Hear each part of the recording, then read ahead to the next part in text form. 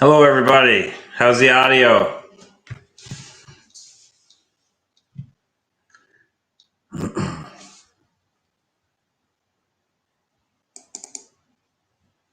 Did I freeze up already?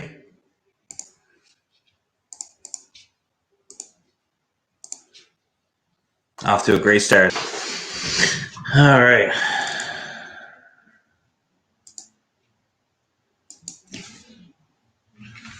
There, I fixed it. You guys hear me okay? Let's see who's here. JV. Everybody's here for the most part. Let me see here. Raymond's always here. Thanks for coming, man. Bicknell Bunch, Shiner Guy, Section 8, Tubby, Pegleg. Thanks, guys, for all coming. Section 8 again. Mud Tramp. JV. I think I got everyone there now. Catfish Fever Outdoors. Mud Tramp. I think I said Mud Tramp. And Huntsman. Thanks for coming, guys. So you're going to have to bear with me. This is all new setup here for me, and I'm still playing with a lot of this stuff. And as you can see, I've already had a malfunction of the camera, which I managed to fix. Hey, Daddy Duck. Thanks for coming, man. I appreciate it. So tonight we're going to be doing a live stream with Chuck. I know him as Chuck, Charlie White, NL Ghost Wolf. I think a lot of you guys have him. If not, you definitely should pick him up. He knows a lot of stuff. So, yeah. Everything sounds good. Audio seems good. Video seems good.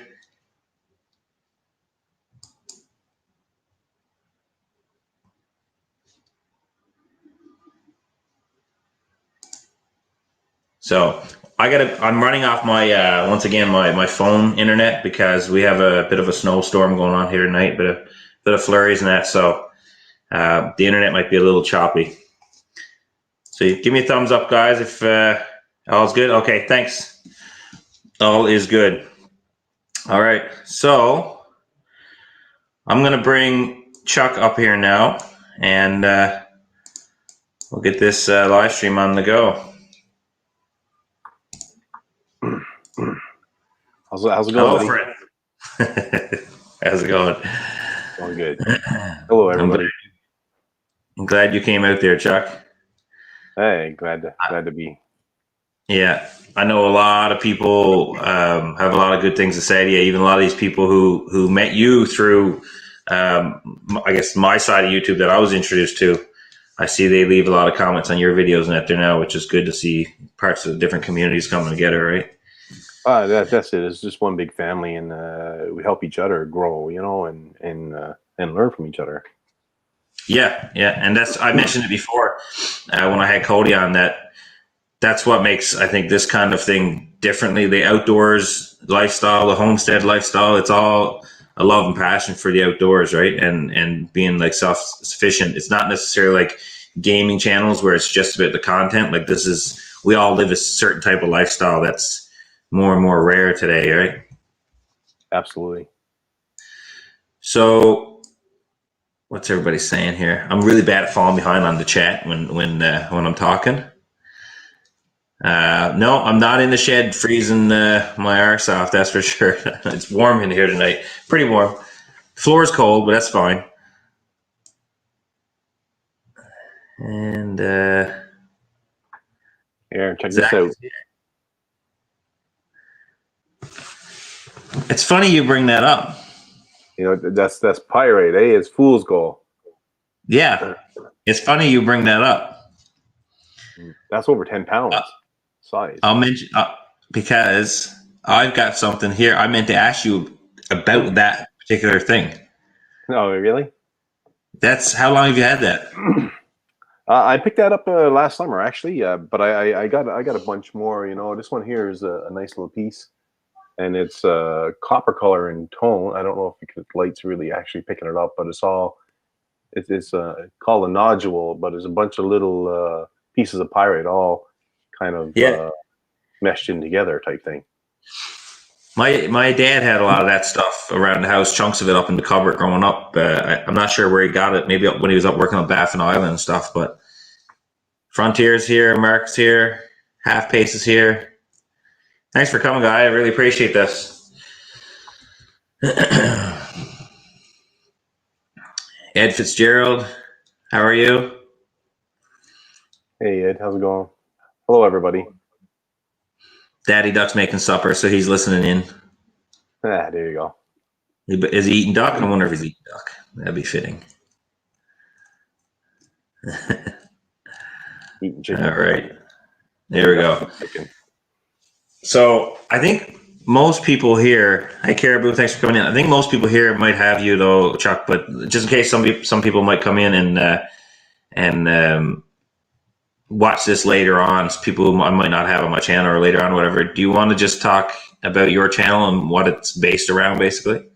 Well, it's pretty much like your channel. Everything outdoors: hunting, fishing, trapping, kayaking, hiking, nature. I guess nature viewing, and I love nature. I think everybody who loves the outdoors actually loves nature, and there's a big popular misconception there.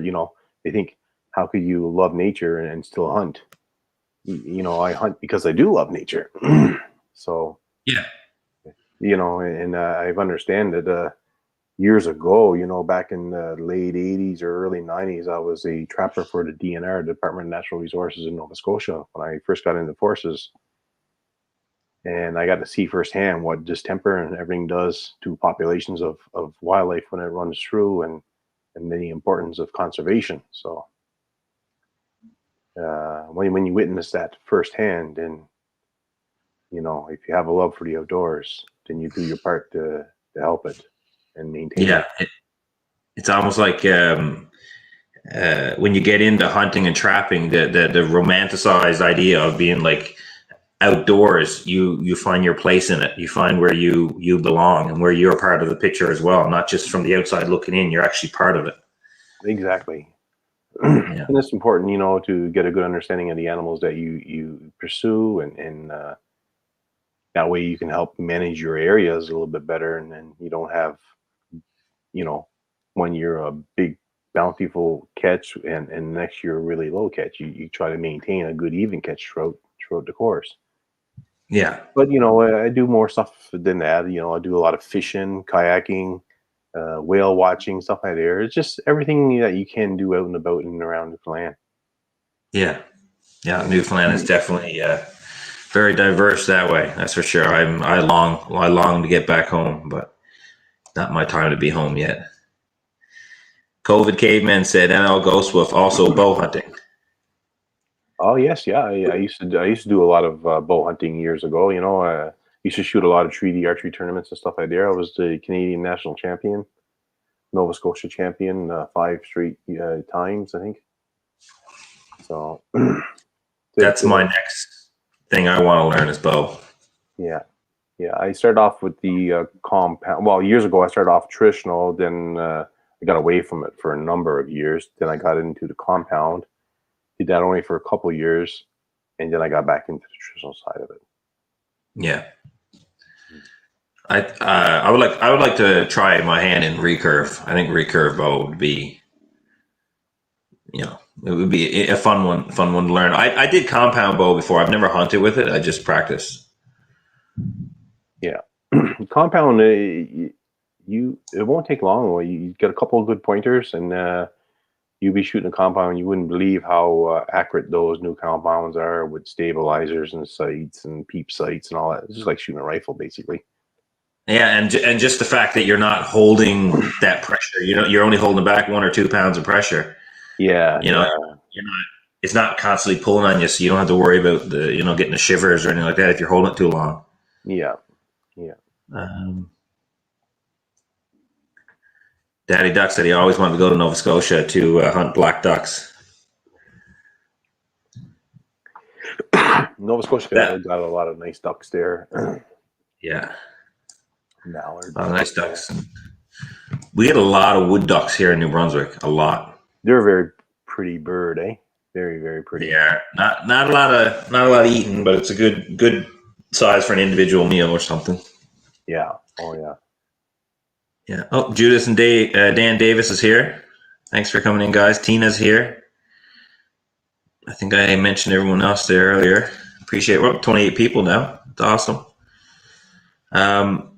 Yeah, so what I wanted to do here tonight, Chuck, is I actually have a few pictures that I got from your Facebook.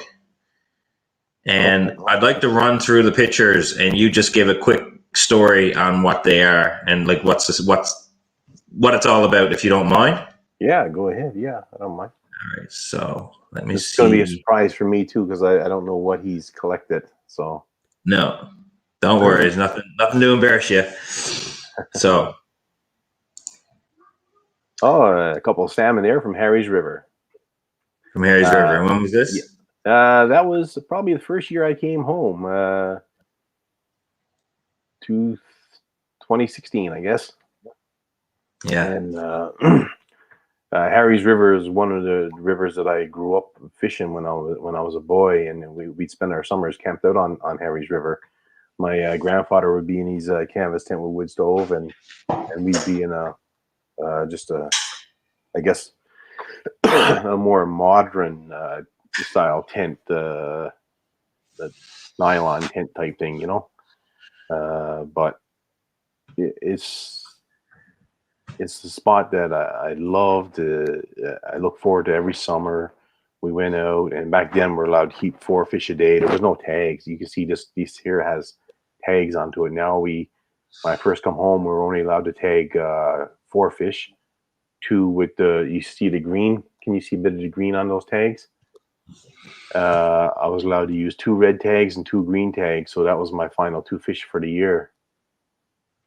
Let me see if I can. Up at the top, right where you see the little green, you got white and green. Yep. Yeah. So that was the final 2. Last year, we were only allowed to use one red one here, and then I had to travel over an hour and a half to use the green tag, so I didn't bother going. But the water conditions were really low, and for me, salmon is not a sport fish; it's a food fish. That's the way I was raised, and salmon will fight with every ounce of strength it has, and a lot of them die upon release, no matter how good you are at releasing them or how well you can handle the fish. If you remove scales and slime from the fish when handling them, they can have an infection, and it takes up 3-4 weeks for that infection to really start to take hold, and then the salmon becomes sick, weak, and dies. Yeah. Or if you play him out hard enough, and this fish comes in on his side, as soon as that fish goes on his side like that, there he gets air into him, and you got to revive that fish until he burps, and you'll see the air bubbles coming out by his gills. Bloop, bloop. Yep. And if you don't burp those fish, they'll go and they'll start rolling and stuff. And then once a fish goes out into the current and starts to roll, that's a dead fish. That's like when I've done some deep sea fishing. Even with cod, if you bring them up too fast, you'll pop the eyes and everything out of them. Oh, so yeah. even if you got a fish on and you bring it up, you got to bring it up slow, because you could kill the fish just by bringing it up too fast, because they can't decompress, right? Yeah. And so that's for sure. Is you got to, if you care about the fish at all. But what you said earlier about fishing is about food. It's a resource. It's not just for catch and release. I think that's a very common Newfoundland way of life, is because fishing was done not long ago as a necessity. I've never sport fished. Now, don't get me wrong. I've been down by the saltwater where I've caught my sculpins and flounders and stuff like that and threw them back. But whenever I was like, if I caught trout, I think that's a lot to do with Newfoundland too. Is Newfoundland's full of great edible fish. Yes. Right. And like up here in New Brunswick, it seems like everybody who fish are just bass fishermen, and they release. Yeah. And it's very, very common. But so some nice salmon there. I'm going to go to the next photo. Yes. Yeah. That you had right there. Yeah. I wanted you to talk about that one.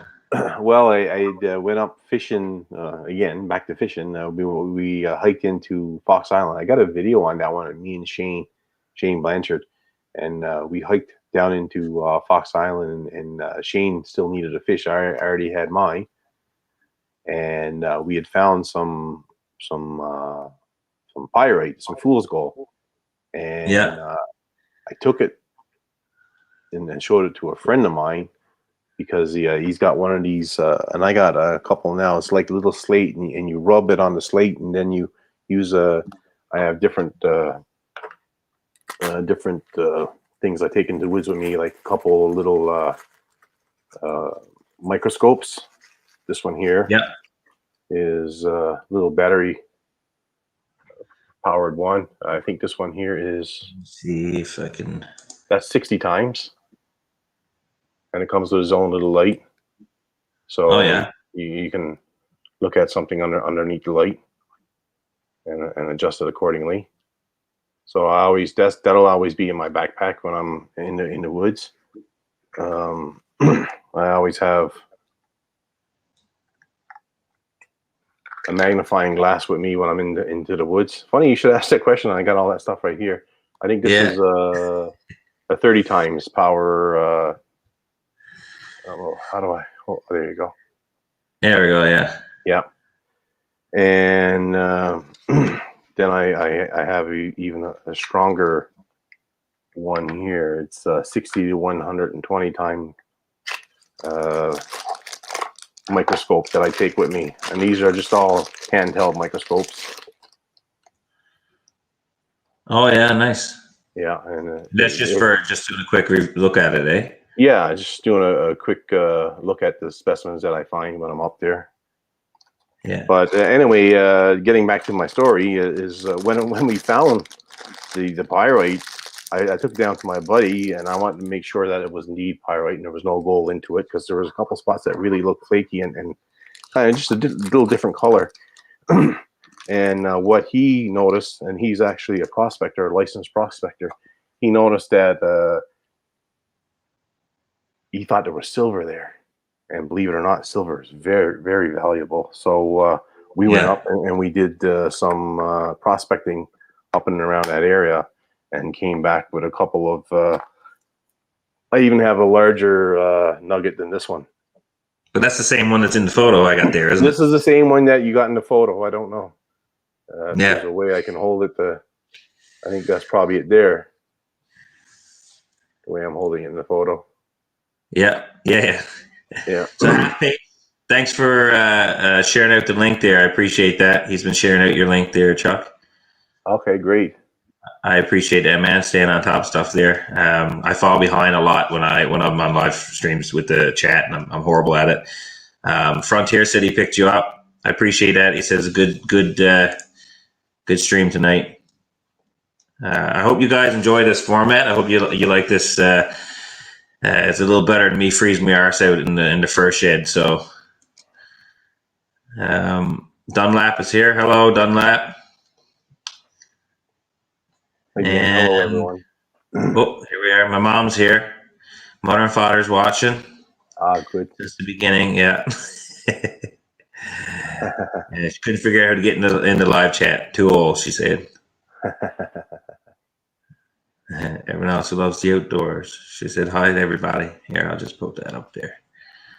Where'd she go? And Tony K, thanks for coming in. If I missed anyone, I apologize. The Mad Leaf is here. Tom. Hey, Tom. How's it going, man? Earning my wrench yet. Thanks. Thanks, Half Pace. You're doing a great job, man. All right. I'm going to go on to the next one here. And the next photo. Oh, geez, that was we got snakes here in Newfoundland, believe it or not, and garter snakes came in, I believe, on some bales of hay and stuff from Nova Scotia. Because we never had, they're not native to Newfoundland. We've never had snakes. No, they're not, and they came in and they're out around the Robinson's area. So one spring, myself and my wife were driving through town, and we come across this, and the head was taken off of it. And it turned out that it was actually a plastic snake from the dollar store, I guess. But yeah. But I wouldn't get out and touch it because I tried touching snakes when I was up in Nova Scotia. You know, I figure if I'm going to be out in the woods with them, I might as well get used to them. And they're just, I got no problem handling eels, believe it or not. And the eels are a lot more slimier and grosser than any little garter snake. But, yeah, garter snake. Worst thing about them, because they don't have big enough teeth to hurt you, is they poop and they flick their poop on you and it stinks. Yeah, I heard they're very stinky, musky. And stuff. Yeah, me and the kids, we catch them every now and then during the summer. So yeah, I don't like ticks either. Something about snakes and ticks. I'm not a fan of reptiles, or I'm not a fan of ticks. I don't like ticks. I don't mind reptiles. I don't like ticks though, and I don't think anybody. It'd be hard. You'd be hard pressed to find someone who actually likes ticks. Yeah, I think so. Eh? Yeah, my sister's here, Dana. Thanks for coming in, Dana. I appreciate it. Sorry if I missed anyone. Once again, Raven Cat is here. Just saying hi to everybody. Ed Fitzgerald. I think I already mentioned him earlier. I did. Yeah. All right. I guess we'll move on to the next picture here. I got a few more of these. Just give us a quick story about this. Okay, yeah, this was a moose. When my first year back, I had a moose license for Area 8, and I was out guiding for the first month of moose season. So I got out of the guiding camp. It was a remote flying camp. I got some videos on my YouTube channel, Little Lake. Anyway, I never had much time to hunt for myself, and me and my wife, when I got out of the camp, I went out one evening and I started calling. Hard of hearing because of my time in the forests and stuff. So I brought my wife with me. She could hear good, and I was doing some calling, and she said I can hear a bull calling back. So I said, okay, let's get out of here. I'll come back first light and see if I can't get them. And I went back first light, and there was a cow and this bull. There was a 11-point bull. And nice. By the time I seen them from about a kilometer away, by the time I got down to where they were, they had already left the bog. And I called them back out, and I shot them at 100 yards from me and dropped them right there in the bog, right where I'd originally seen them. That's nice. Nice moose, though. Good. Yes, hit the thumbs up, guys. I appreciate it. And you'll see the link there that Half Pace has been sharing out on Chuck's channel. Definitely check it out. Chuck has amazing content, and I don't know. I always joke around whenever I'm talking about Chuck DeFranz. It says he's like this forest spirit or something because he does stuff with you wouldn't think is possible. And I got a video later. I'll show on some of that. But we'll just move through these photos here again. I think I got 5 or 6 more here.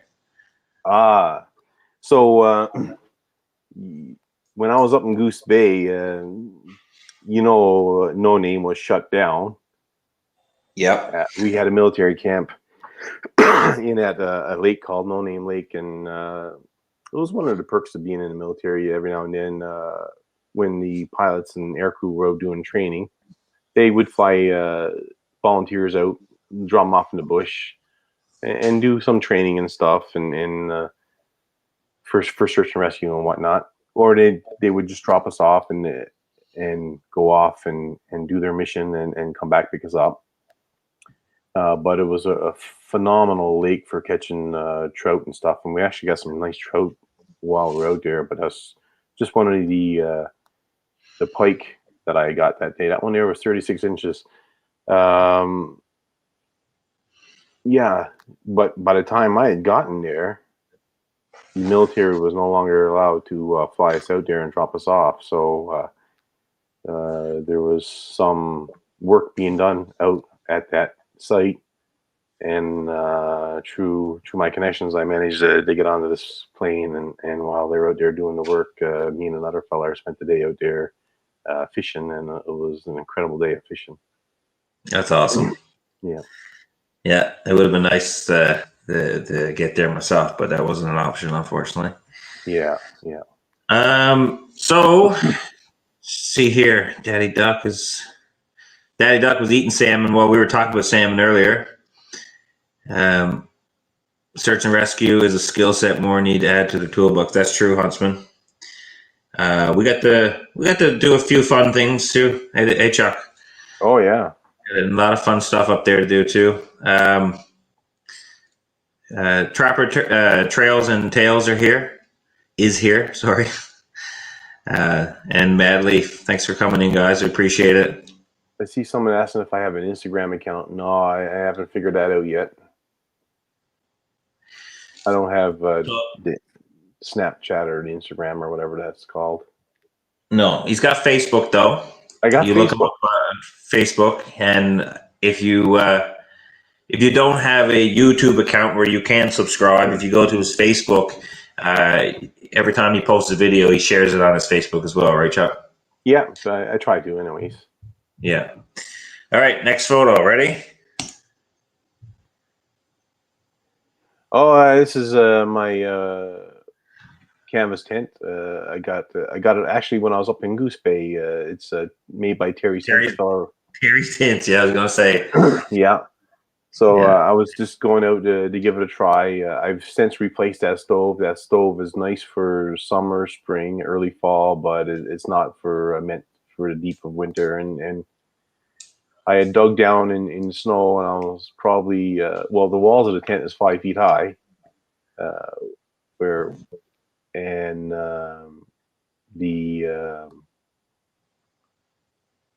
I guess the snowbank was almost up to the wall, top of the wall. I could just see a little bit of the window on the side of the tent. Yeah, I don't know if you have a picture of that, but on the side of the tent there's windows. No. And yeah. But yeah, I enjoy doing some winter camping, and I got to get out there and do it again. I got a spot picked out now where I want to go up and set up the canvas tent for a couple nights and do some rabbit catching before the season closes. I just got to bring attention to this on the screen. Hi, Uncle Danny. This is my nephew, Declan. Hi, Declan. How are you? Hello, Declan. Thanks for coming, bud. Ed said he got to fish the No Name in the 80s. That must have been something else back in the 80s, Ed.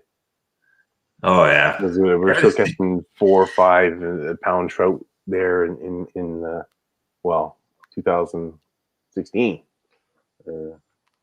15, I guess. Might have been when I was there. So, tell me where this is, because I got a feeling I might have been there. This is the stacks out at the Highlands in Newfoundland. Is that down by? There's a lighthouse not far from there, right? Like on the shore. Is that where that is? No, I don't think there's a lighthouse there. No. Okay, I was thinking this. Okay, it just looked that fence area looked familiar. Maybe. I mean, it's not like it's a state art I fence. It's don't oh, know no. if you can see it, but behind the very end with that corner post, just behind the corner post used to be out a little bit further. I don't know if you can see the hole right by the top railing there. Oop, that's me underneath. Yeah. Yeah, well, there's a little hole. That's where the fence once ran, but you got to keep moving it in and in every year as more and more of the because it's all sand, is sand and clay. It all just erodes every year. Yeah, just chunks of it falls away. Yeah, but it makes for very, very, I guess, picturesque water because all that light color sand is now out into the bay there, and it's all that nice turquoise water. Yeah. Look at all the people saying hello to you, Declan, bud.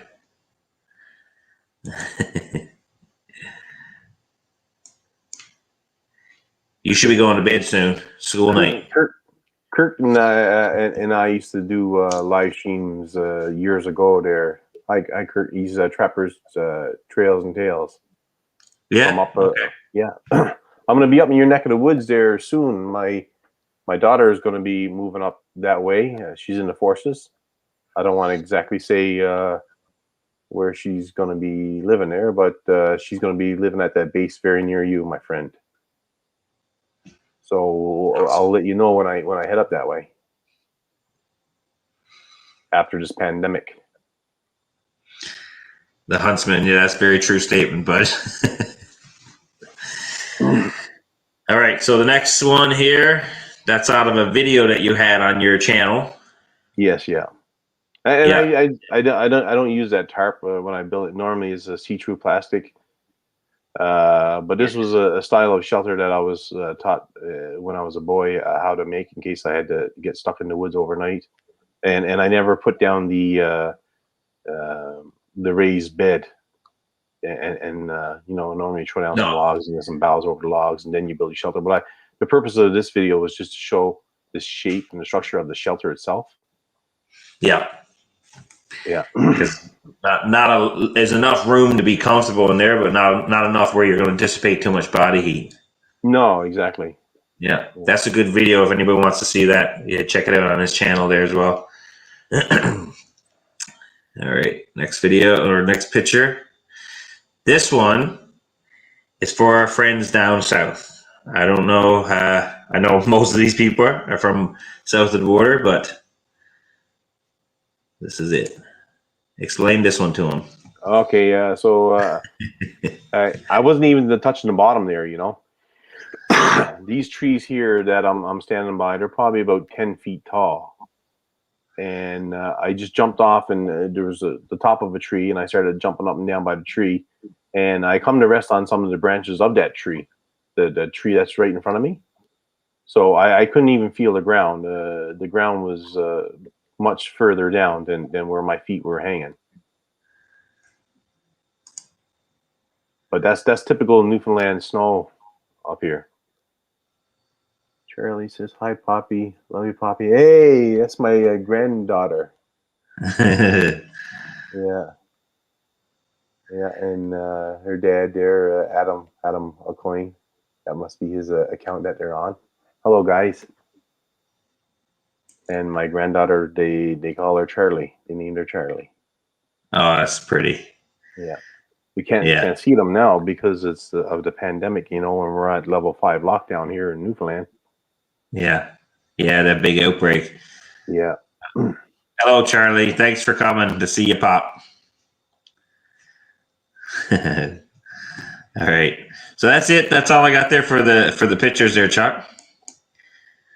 Oh, it's my ugly mug again.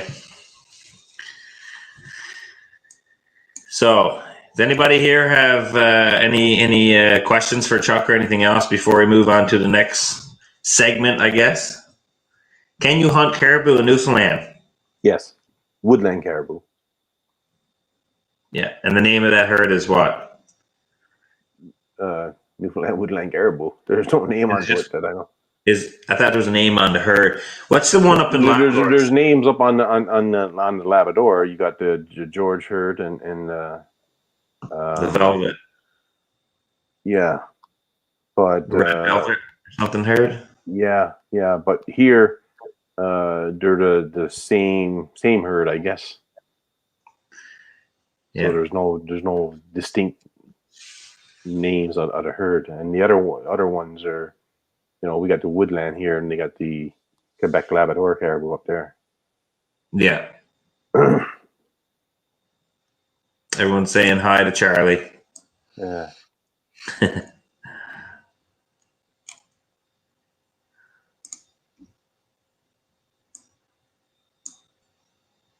Watching one of my moose hunts, Marcus. What's that? He's watching one of your moose hunts, yeah. Yeah, and then Trapper Trails and Tales wants to know if non-residents have to go through an outfitter. For hunting, yes. For fishing, no. Yeah. Fishing, you just got to buy the license, right? Fishing, you got to buy a license. And if you're, you don't even need a guide, but you're only allowed to fish, I think, within a quarter mile above and below the bridge. If you have no guide, with a guide, you can go to any of the pools on any of the rivers. So yeah, and then you also got the local knowledge of where the fish hang out, where they're being caught, and what river is actually a hot river at the time. Because the rivers here, believe it or not, and it's funny, they can be side by side almost, and sometimes no more than a mile or two apart. But one river may be an early river, and the other one may be a late river. So one, you're going to be catching them at the beginning of the season. The other one, you got to wait till about 4 to 6 weeks into the season before you start getting good runs of salmon into. So it's good to have that local knowledge. Section 8 asked, how do you tell the herds apart? Are they real territorial? So it's only the one herd on the island, right? There's only one herd on the island, and that's the woodland caribou. Well, I guess there's different pockets. They're all in different areas all over the island, but we don't really call them the herd. Yeah. We refer to it by area, not herd, so much, and everything is sectioned off in areas here in Newfoundland. Yeah. Different. What's that, sorry? There's different. The bear and the moose areas are the same, but the caribou area is different than the bear and the moose areas. They're different. They're mapped out differently on the map. Mud Tramp asks if it's hard to get a hunting license here and the cost. No, the cost is reasonable because a lot of it goes back into the conservation of the species and stuff like that, and other things like land access and that. So the cost is, I think my rabbit license this year, I think was like $8. So it's not bad for that stuff. The bigger the game, my bear license here, because this is New Brunswick where I am, my bear license here I think was around $42 per bear. I'm allowed 2 bears, which I believe it's even cheaper in Newfoundland for bear, isn't it? Oh yeah, and we buy one license that gives you 2 bears. You don't have to buy. Yeah. And that fluctuates because Newfoundland and Labrador, even though Labrador geographically is not associated really with Newfoundland, but those both places, because they fall under the same provincial, I guess, umbrella, that'll change. Like, so you buy one license, but then a few years later on, it could be just 1 bear per license. But if the population is too high, you buy 1 license but 2 bears. They change it, don't they not, Chuck, depending on just the population of the bears? Here in Newfoundland, it seems like every year you're allowed the 2 bears. I never heard of it. Because we've always had a high bear population. Yeah, and that's just it. But you can.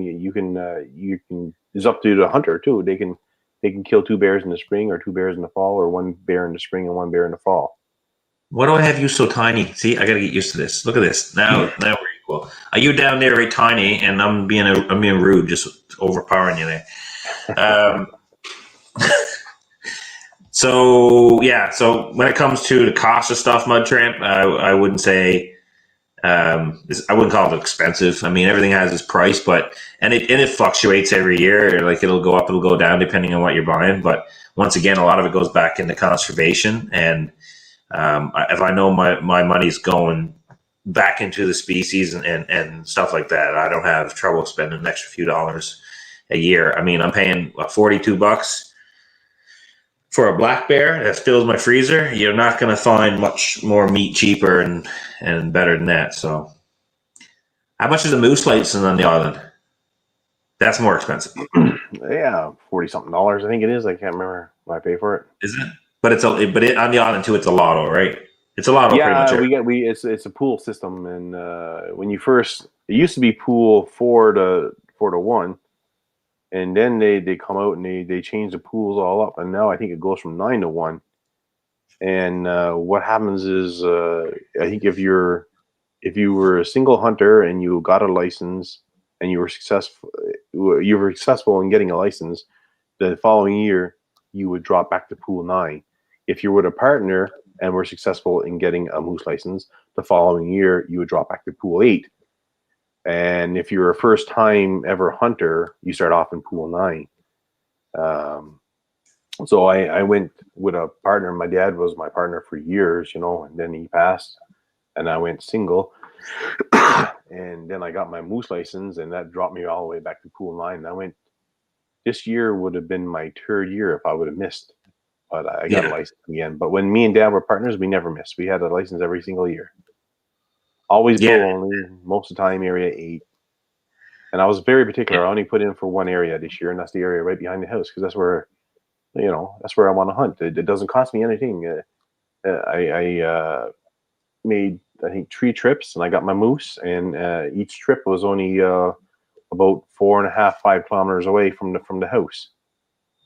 And I left right from the dooryard with the rifle aboard, side by side, and away I went. Yeah. There's nothing better than that. That's freedom right there, right? Oh, yeah. So why put in for an area that I got to drive a half hour or more to, and then you get out there and you're fighting over territory with other guys and calling in moose for other hunters. I've done that more than once. Yeah. Thanks for coming in, Mo. Mo didn't refresh the screen. She thought I was late. The screen must have been froze up on her, so she was staring at the loading screen. So I appreciate you coming in, Mo. Mo is, as you know, like Cody at After 5, he kind of just got in touch with me, and he introduced me to this community. And through him, I met Mo, and then through Mo, I met all these other wonderful people who are here tonight. A lot of them, anyways, and other ones I've met on the way. So yeah, I owe a lot to these people, that's for sure. I met the mud tramp today. She left a message Becca, on my Becca, is it? Becca, yeah. So hello Becca, thanks for the sub. Mad Leaf? No, it's water. It's just water out of a mason jar. I drink pretty much only out of mason jars, just because if I drop it, they tend not to break, and they're a lot cheaper than glasses, and glasses break all the time on me. So Raymond is asking, how's the bear population? I'm assuming he's talking to you. Bear population on the islands is good. Has always been good here. We got a lot of I guess crown land, a lot of wild land, a lot of wild berries, and so we always got good population of bears. And something that a lot of people don't know is that the Newfoundland bear, we get big bears. It's a metaphorically distinct subspecies of black bear. Yes, and they figure the next over 1,000-pound black bear will come from the island of Newfoundland. But the problem is our black bear don't score well in Boone and Crockett, because you takes your width measurement and your length measurement, and the BC bears have developed a longer snout, so they always score better. Like you can have a 500-pound Newfoundland black bear, and it won't score as good as a 300-pound BC black bear, because the way that the measurements are taken, it's only 2 measurements. They do get big, and the thing about Newfoundland is very different than the rest of Canada, and we have berries. We have partridge berries that you pick them after it frosts. So you pick these berries after the first couple, like first frost, first 2 frosts or so. And a lot of them sit on these marshes. We have like acres, so much marshland where all these berries grow. And bears, as soon as they wake up, there's all these sweet berries just under the snow that they can get access to. There's all kinds of food for them to get access to, and that they just a lot of sugar, right? A lot of sugar, a lot of carbohydrates, so they pack on a lot of weight real quick, guys. Let me just try to get back down through the chat here. About the same here, but only one bear. Yeah, Raymond's in Nova Scotia. Yep. Oh. Yeah. My chat keeps jumping all over the place. I actually got a picture of a colored phase bear in Nova Scotia. That's on my channel there as well. Cinnamon bear in Nova Scotia, and that's pretty rare. And the wildlife biologist, and I knew him. He wanted to use those pictures of the bear I had for his seminars and stuff. I said, sure. I said, you can use those pictures. I said, but how about telling me about where's the best spot I can find the cougars here? And with that, he shut up. He walked away, never said a word. I don't know what it is about cougars, but they're pretty hush-hush in that community. People don't want to admit the fact that animals can get to places that they haven't been in a long time, or animals just haven't been seen in places that they've been all along. Yes. And it is very, I mean, they've taught, like the Tasmanian wolf, they thought that was extinct for many years, and then they got video footage of one.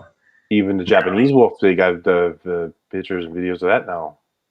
And that was, I mean, especially, you look at Newfoundland. I mean, there's not a lot of people on Newfoundland. There's not a lot of Newfoundlanders living on Newfoundland. And there's so much land untouched. If you walked central Newfoundland, you're probably walking where no human has walked before in certain areas. All right, it's so vast, and some areas just don't allow for you easy access. Yeah, especially with the low shrubs and everything we got there, right? Well, and our topography, the ground, it's so, to go 1 mile, you might have to go into 2 or 3 massive ravines, and like you said, cross through Tuckamore so thick that I remember one time. I'll tell you a little quick story. Me and my uncle went over on Indian Head. It was a mountain called Indian Head. And we went and we followed a trail. There's a trail that takes you up to a couple of beautiful duck ponds and takes you right on down to this beautiful little cove. And we went up there and we were chasing some ducks and that. And we spent a little bit more time there than what, we had planned for. So we were getting tired and we were getting hungry, and we said, okay, let's go back. And one thing I have is a really good sense of direction. I said, do you want to follow the trail, or do you want to take the shortcut? Because the car is just over there.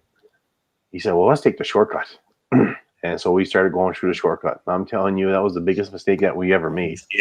Yeah. The shortcut turned into, it was unbelievable.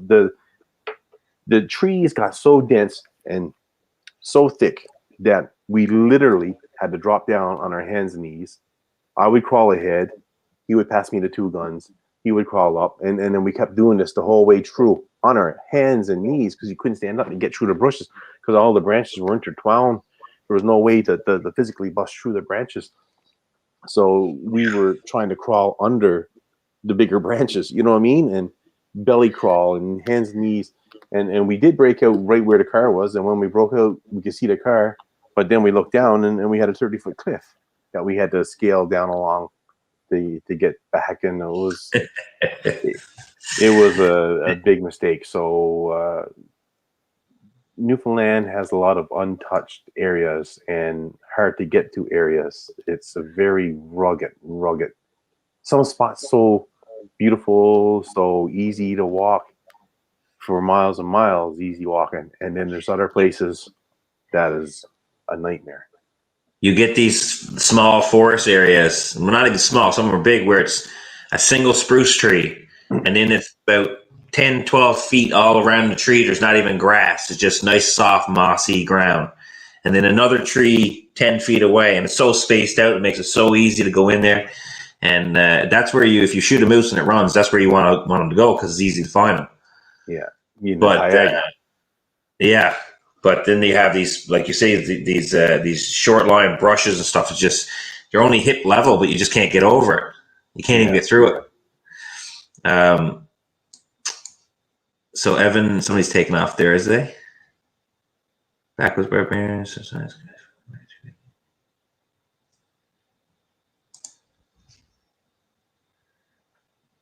Oh, that's cool. Not many. What's he saying? Not many color phase bears. We're seeing the white phases. Yeah, that's in Nova Scotia again. He's saying. Yeah. You get the V patch there, the V neck and stuff. Sorry if I'm missing anybody's comments here. I'm on StreamYard as well, so if you tag me in something, it doesn't glow up like the other stuff does. Okay. All right, so we got 33 people in here right now. I got some video footage from Chuck's channel, just little clips here and there. I just want to show you some of the stuff that you're likely to see on them. After that, I have some really cool footage as well that I got from his channel. So you want to jump into those videos there now, Chuck? Is there anything else you want to talk about firsthand, or? No, you do whatever you want to do, my friend.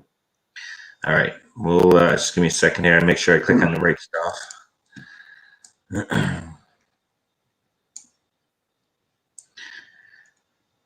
So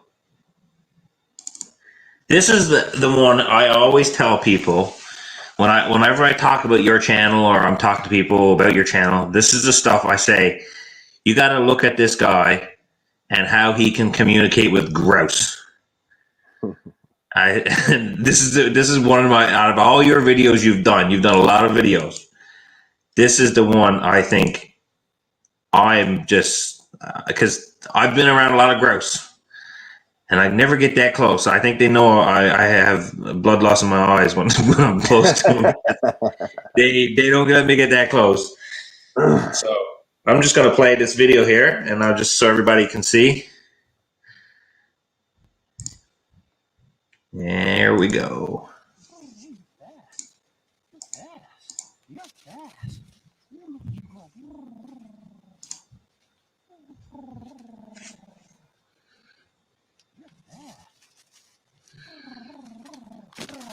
I got you that time.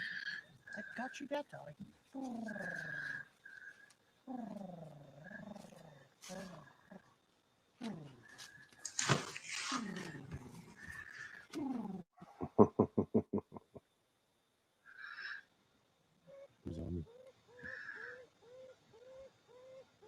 Okay. Come on, buddy. Yeah, he's walking up my leg there. Comes up and he sits on my thigh, just above my knee. What is it? What's wrong? If you guys want to see the full thing, you have to go to the channel and check it out. But he has all kinds of videos, just stuff like that. He has another one too. I'm not going to show it here, but I will mention it, where he shows you how to go into the woods and catch a grouse with your hands.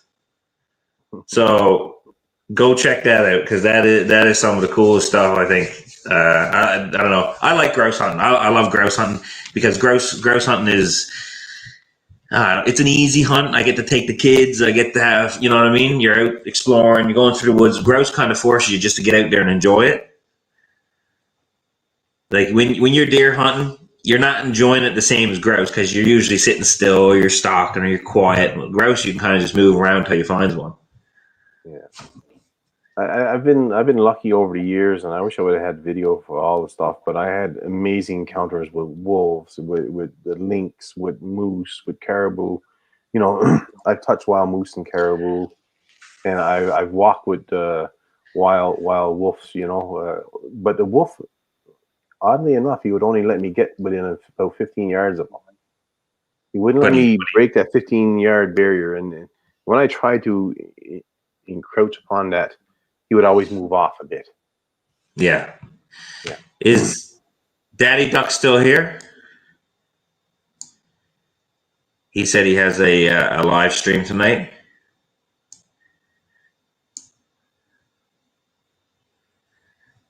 Does anybody know if he's still here? What's that? They're talking about your owl, but the next time you get an owl, how I got one to be my friend for a day was he would actually come and pitch on my shoulder, pitch on my arm.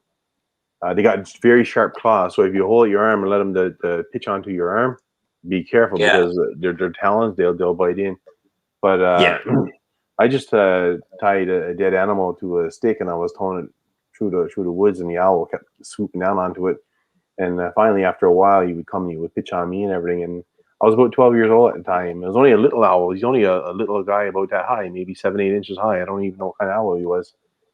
Yeah. And he would pitch on my shoulder, and I could walk through the neighborhood with the owl onto my shoulder. But at the end of the day, he left, and that was it. I never did see him again. That's awesome. Yeah. Deleted that footage, that one. Yeah. My sister said you disappeared. Because everybody here see Chuck? Yeah, after the videos, you didn't bring me back up. Oh, okay. All right. Yeah, I'm bad at this. I'm bad at keeping on top of it. I could do this and be like, little man. No. So I have there's 30 people still here. I do have some more footage here I'm going to show. But then I'm not going to drag it out too long, and then I'll send up a link there, and we can send people over to Daddy Duck's channel after that. But I do have a couple more videos here I want you guys to see. Some people are saying you're buffering right now. Is he still buffering? Can you hear me, guys? Can you hear me good? Mic check. Testing 1 2 3 1 2 3.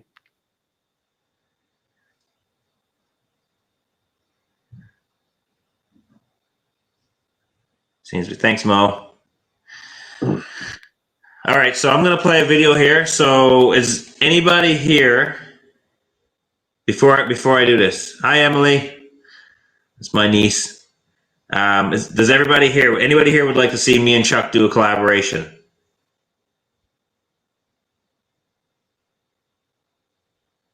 You're going to have to explain that to me because After Five Outdoors said a collaboration too, and I'm just waiting for whatever that means. We're working together on one video. Oh, 100%. The collaboration. So one of these days we will do another one. However, yeah, see, some people want to see a collaboration.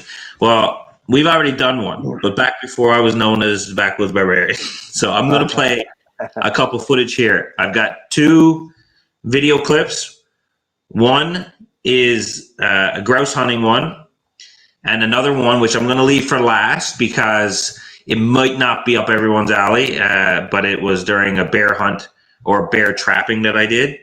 And I'll explain that before I get into it. But I'll go ahead there now if you're ready, Chuck, and I'll play the next video.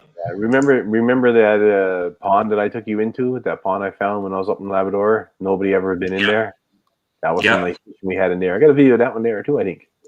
I know. I thought about putting that one up, but I was going to mention that. I'm glad you did because I don't want to play everything. I'd rather send some people over to your channel. But plus, that video was just you catching a lot of fish. I didn't get a whole lot. So I would, this is my live stream, Chuck. Well, sorry. Pretty lucky when it comes to fishing, I guess. Yeah. All right. So this one here. So I apologize, but actually, let me reset this. I'm going to apologize because you're going to see a little bit of my butt crack in this one, but all right. Here we go. I'll take a shot, and then I'll take a second shot. Ready? Yeah, ready. Now, if I remember correctly, I took the first shot, and then I missed the second shot, didn't I? No, I think you got him. No, I got him here. I think I shot at him, but he didn't move. He just walked away. No, because there was a good separation in between the two of them. He's in the same spot, I think, Danny. As Is it? I think so, yeah. Oh, If you went back to the first clip, you can see the other one where you just shot off to the right hand side. You see him over there by the bush. He might have moved a little bit, but it might have been because of the first shot. I don't know. I think the first shot spooked him before I could get it off, and then we took our time and took the second one. Anyways, I'll play it again here.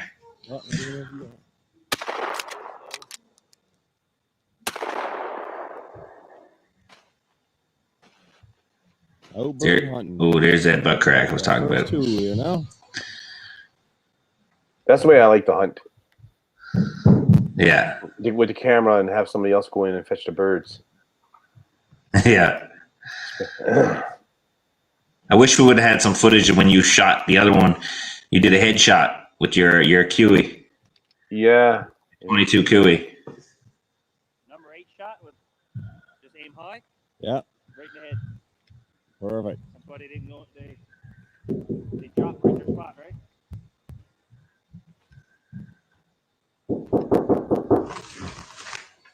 Nice. 2 chickens.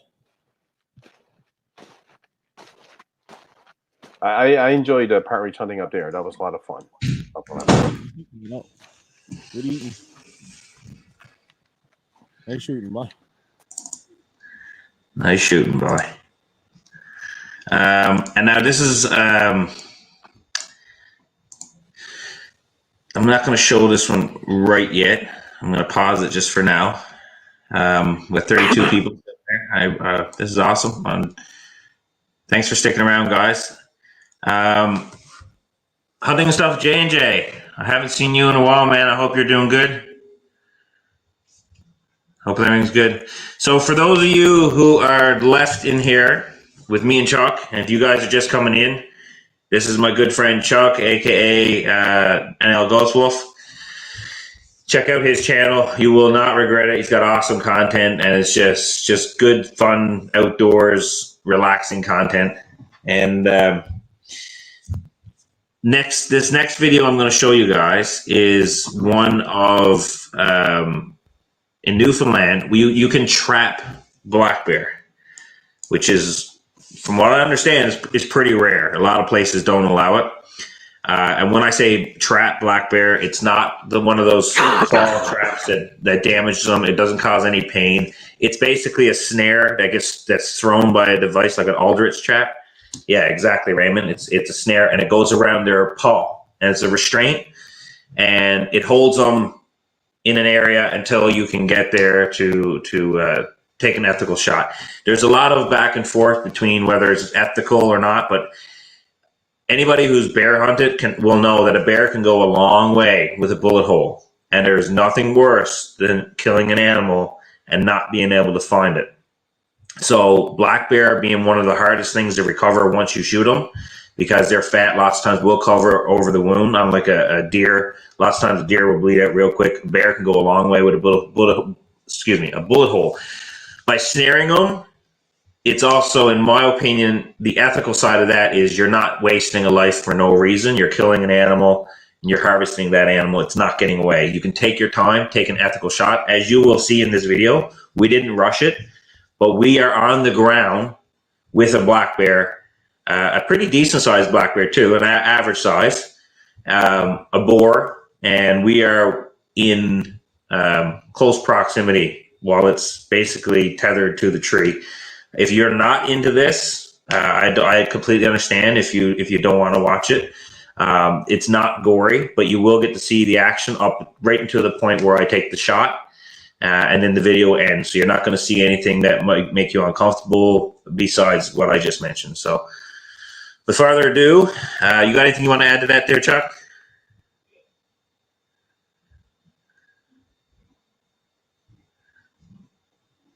Hey, Chuck? You're muted, buddy. Yeah, sorry, I muted. Okay, there we go. Okay. You guys want to add to that? No, it's just it's a good video showing you of one of the legal ways that you're allowed to hunt bear here on the island and in Labrador. Yeah, and a lot of people do it, and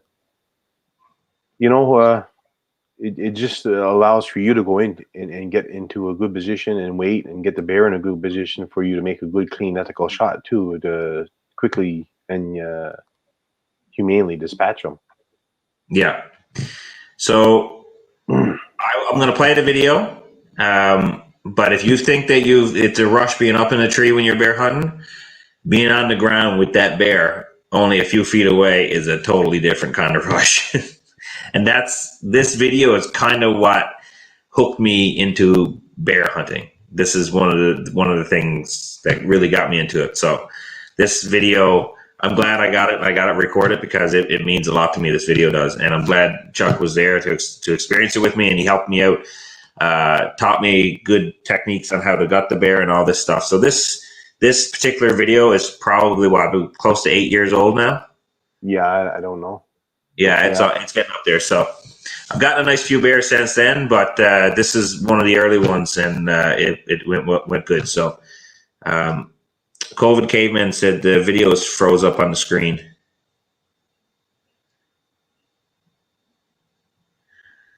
You might just refresh. All right, so I'm going to go ahead there, guys. I'm just going to play the video of the bear hunt.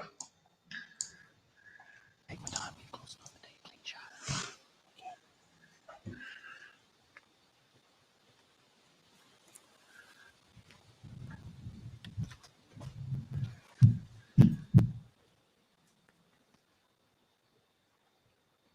That's a big bear.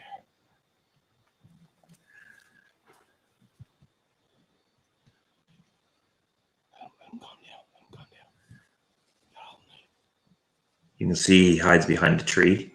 It's hard for me to get a shot off at this point. So I'm waiting for the perfect shot. So I can get a nice ethical hit.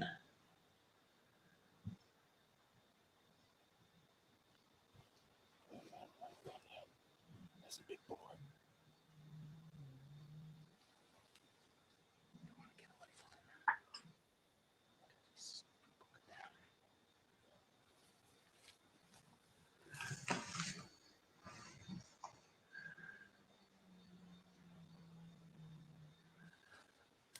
Easy now, feller.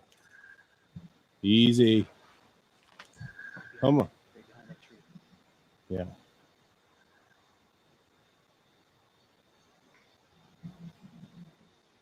Easy now. Easy. Easy. That's it. As soon as he gave me his broadside, I took the shot. And what's nice is with that form of trapping, if you need to take a quick follow-up shot, you can do that, and the bear does not have to run off, get lost, and doesn't have to suffer. So that's where I fall when it comes to that. So ballsy bear. Yeah. I ran with two. I've still got snares. I ran with two. That was a big bear. Yeah, Judith. It was a pretty decent sized bear. Actually, it's stained because I let it weather. I actually had it cleaned in an ant's nest, but that's the skull from that bear. That's the skull from that one. So that's all I got there for content that I put aside for this stream there, Chuck. Yeah, bring me back. Oh, good. See, you got to remind me. There you are. You know what? Here, let's make up for last time. Where can we go here? I can't do it. Hold on. That's trying to make you bigger than me. Yeah, anyways, yeah. you got to keep on top of me because I'm bad with this. That's for sure. Yeah, but that was a good afternoon, and I showed you the way that I normally gut my animals, and did it all with a knife, eh? Did it all with a knife, even split the pelvic bone, and you know something? The rib cage and the pelvic bone. I've done the exact same thing the way you taught me ever since. I haven't messed with it at all. It is when you learn where to put the knife, and you going down through the chest there, you go you got a sternum, and you go right where the ribs join onto the sternum, and so you can go right along that. And it's a nice clean, and there's no bone chips or nothing. You're just cutting the cartilage in between where the bones join. And the same thing with the pelvic bone. If you know where to place your knife and where to push and put a little bit of pressure, you can split the pelvic bone right apart. And it's right clean. There's no chips. There's no bone chips. There's nothing jagged to hook onto the gut or anything. Everything comes out nice and clean. It does. It does. Even, and you're a little, like you say, your trick of sitting them up a little bit on a ledge next to the base of a tree where it kind of levels down. That helps a lot too. Later, JV, thanks for coming in, man. I greatly appreciate it. Where's the barbarian bear coat? Yeah, the coat's in the makings. Hey, thanks, Mo. I appreciate that, Mo. While there's still people watching, I did a video not that long ago highlighting this particular saw. Yeah, silky big boy. The 360. Anyways, Jonathan, the guy that sells these, if you use the discount code of NL Ghost 10, you get 10% off. And he sells them. He's got Amazon Beat. He's got all the other stores around Beat. He sells them for, I think, $82.95. Yep. I don't know if you guys can see that. Yeah. $82.95 with the discount that comes out to like $74.60 or something. Yeah, and that's a really good. It's 14. I can't remember, 14.7 inches long, the blade or something to that effect. Yeah, I need to get one. This is what I've been using. Is this knife with the serrated back? Now that is sharp, very sharp, and it cuts through stuff really good. But the handle's plastic, and I'm always afraid that as I'm cutting, it's going to grab, and my hand's going to slip. Yeah, that's the nice thing about this one here. It's a bit messy. I was using it today, but this is aluminum handle, and it's got a nice black rubber coating over the aluminum handle, and it's very solid. Like I was buying the Coleman, the cheap Coleman $20 saws. I'd buy one a year. I got a number of them, and sometimes the handle would split and crack and whatnot. So for $74, you can't go wrong. And no, I'll send you a link after to his website there, Daniel, and you can probably put it into your comment section or whatever down below. Yeah, I'll go in and I'll edit this video. So anybody here, if you're interested, I'll put it in the comment section, and I'll also post it on my Facebook page as well. And anyways, that discount is good to the end of March. 10% off to the end of March if you use that code. Let me see. There was a Tubby guy said it was a beautiful harvest. Yeah, it was. It was a great harvest. Yeah, Judah said it was a big bear. Yeah, nothing unethical about that. Madleaf said, and I totally agree. It's just people have different views and opinions. It's like some people think bow hunting is more ethical than gun hunting, but then they consider spear hunting unethical. But it's like, well, if you're going in that, you know what I mean? You have bows, guns, and spears. Like some people think the more of a chance the animal has, the more ethical it is. But then there's the other side of, well, a quicker and more humane death is more ethical in some people's opinions. So as you know, as hunters, sometimes we are our worst enemies when it comes to opinions on stuff. So oh yeah, they like you think the community would stick together on a lot of topics, but you get there's a lot too much divided. It is. There's a lot of alpha male mentality that goes around and stuff too, and most of that I find is in younger generations, and as they get older, they realize there's different ways of doing stuff. And well, that's just it. If I'm talking to somebody and he tells me he knows it all, I just kind of, because man, I'm still learning every single day, every single encounter with whatever animal. Yeah.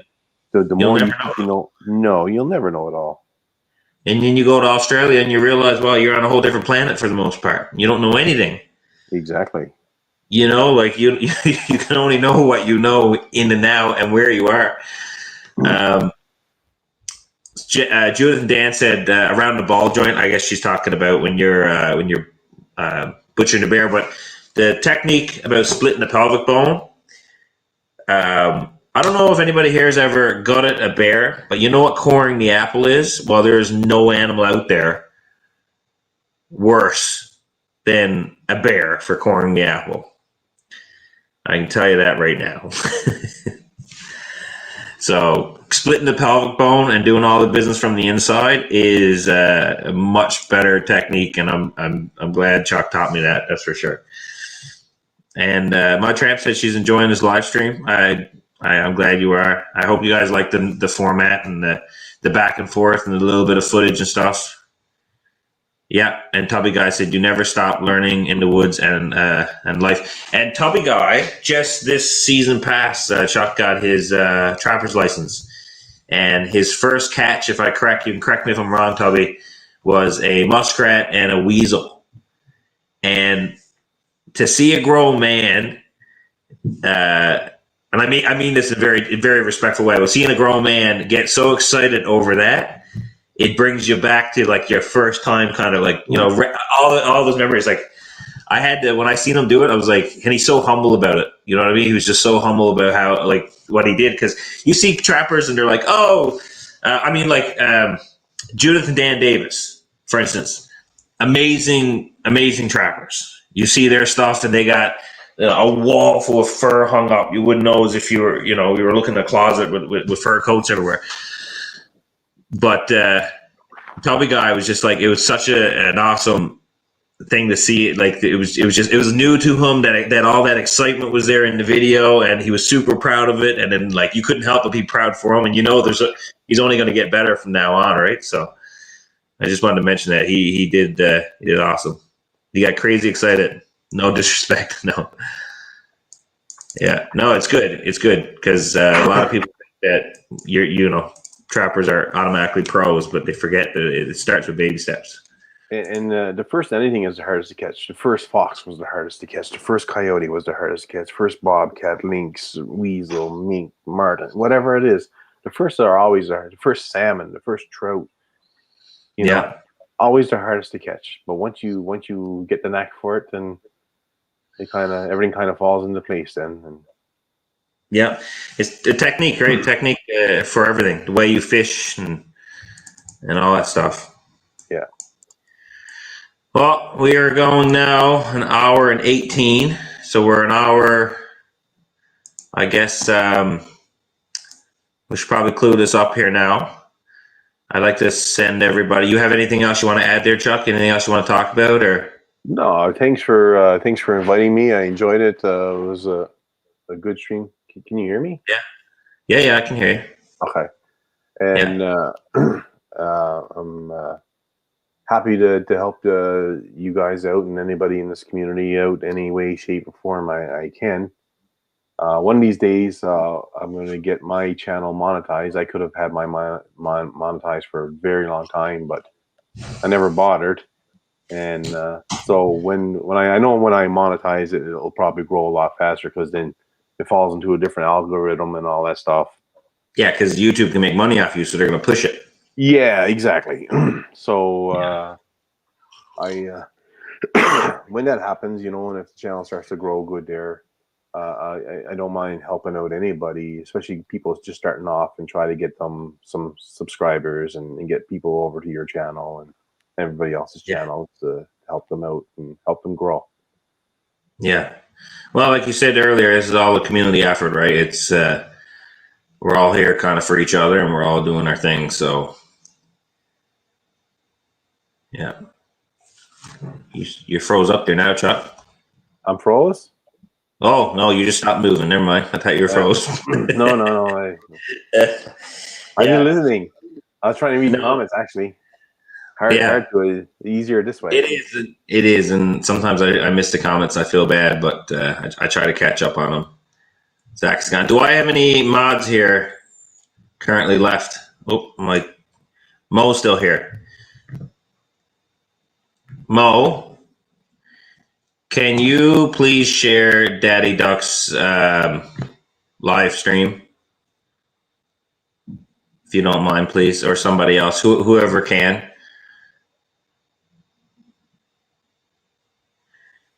He's just chill. Yeah, no, he's not. He's just chill.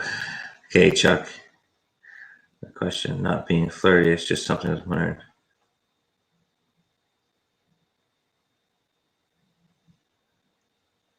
What's she saying? I'm not sure.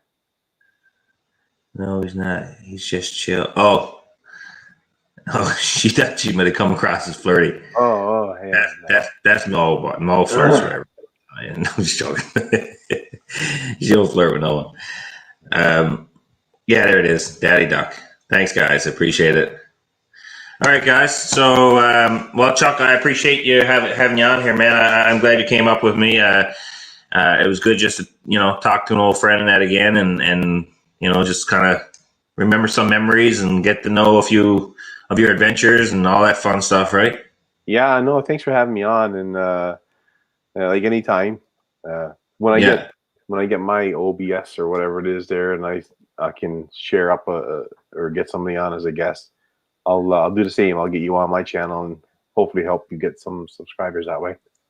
Oh, I appreciate that, man. I do. But like I said, right now, I'm just going along for the ride and having fun, and I'm not really pushing towards anything. But if it happens, it happens. And in the meantime, like I said, if I can just use this as a tool to talk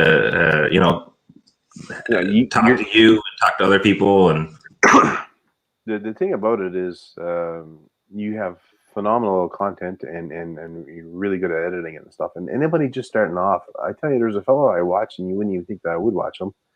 But his name is Peter McKinnon, I think, something like there. And if you want to see how to use cameras and how to get this good B-roll and all that stuff, this guy's a genius at that. He's got 4, 5, 6 million subscribers. Like, he's just phenomenal. really good, eh? Oh yeah. So like, you don't have to watch just outdoor stuff. You can watch some of these other guys. And see what they're doing and how they can piece together footage and this and that, because he shows you how to do a lot of that kind of stuff, and pretty amazing stuff. Yeah, So, you can learn from other people and other content. That's for sure. Yeah. So when you got good content and you got good editing, I think you got that right now. So I think you're gonna go far. And I also have a coffee. My wife brought me in a coffee. I don't know if anyone else seen that, but she's some woman she is, I tell you. I drink. I've been drinking, trying to keep my pH at 7. I was told that if you got a pH level of 7, you can't get sick or anything.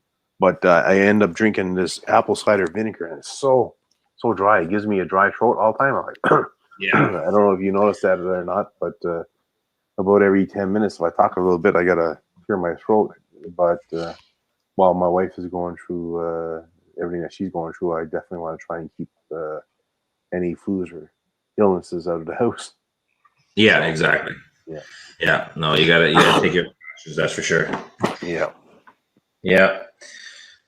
Well, I'm gonna shut her down there now. I'm gonna do I got an outro, but it doesn't work very good, so I got to work on that. But this is all in progress. So I appreciate you coming up, Chuck. Everybody say bye to Chuck and L Ghost Wolf. See you guys Once later. again. Thanks for having me. Enjoyed it, and enjoy all the other channels too. And I'll look through the comments after and see what's here and go check them out. Yeah.